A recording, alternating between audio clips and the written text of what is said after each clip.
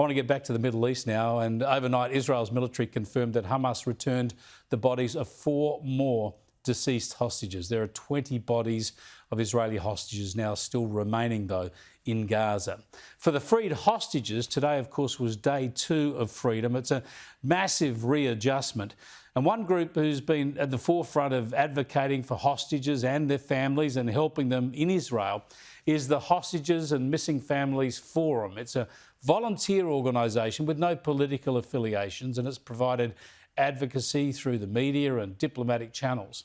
They do great work. I visited their offices in Israel earlier this year. Daniel Shek is a former Israeli diplomat. He's head of diplomacy at the Hostages and Missing Families Forum. He joins me live from Tel Aviv. Good to talk to you again, Daniel. I think it was a really opportune time to talk to you. Firstly, just to get your reaction to what's unfolded over the last 48 hours. You've been dealing with these families daily for 2 years. The euphoria must have been extraordinary.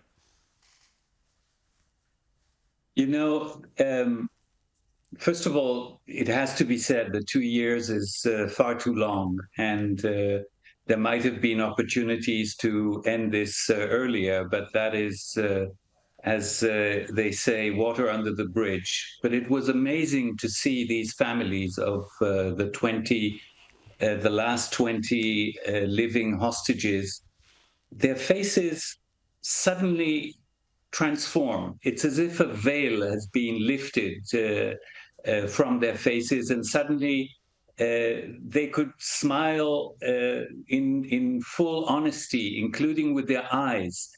And that is such a wonderful sight to witness.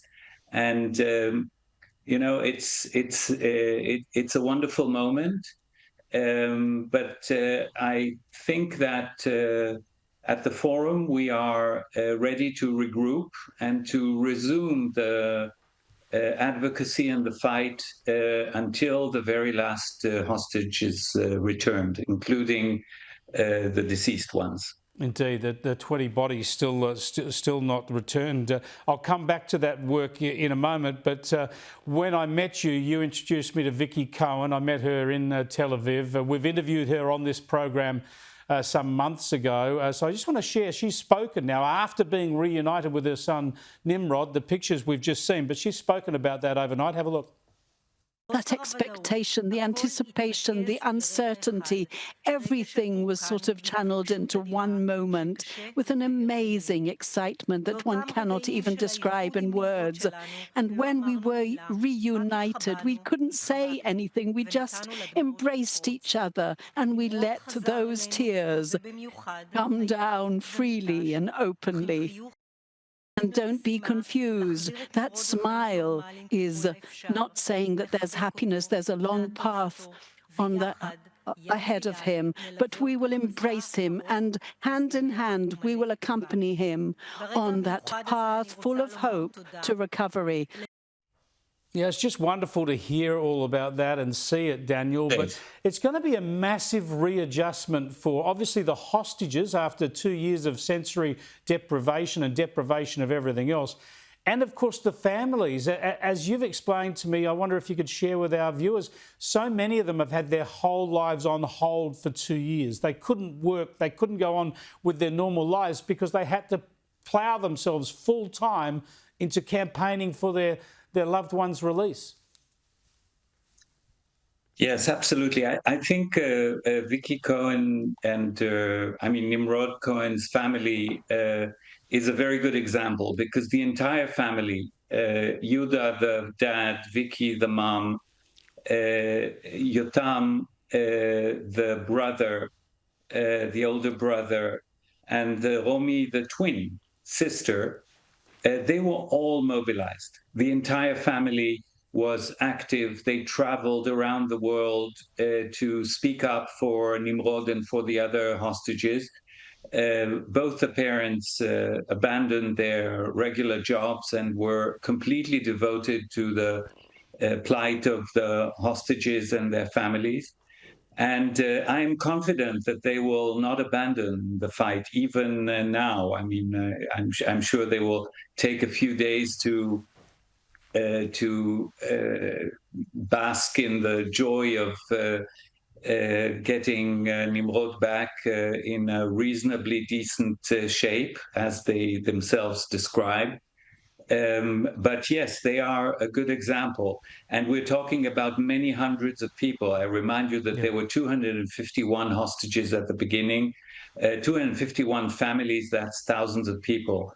Although the number diminished with time because many of the hostages were returned either alive or murdered, but still, a very large number of families are still involved in this civil society organization. It has to be said, it's 100% civil society. Yeah, Daniel, briefly, because we're running out of time, I just want you to talk to you. I want you to share with us what your organisation will continue to do, presumably providing moral support for those families, but as you mentioned, still campaigning, of course, for 20 families who are still waiting for the remains of their loved ones. Right. Possibly 21, because one of the 4 bodies returned yesterday was not identified and might not be one of the hostages, but that remains to be seen. But yes, we consider, from the beginning, we considered all 251 hostages as hostages.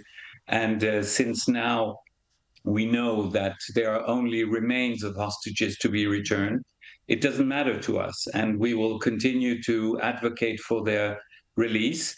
And it's not just advocacy. It is part of the agreement that was signed by both sides, and Hamas has to abide by it. They're already in breach of that agreement. Indeed. Let's hope that we can get peace of mind for those families as soon as possible. Thanks for joining us, Daniel. I appreciate it greatly. Daniel Shek there, who, as you heard, is heavily involved in this work, and it goes on for those poor families who just want to bury their loved ones now.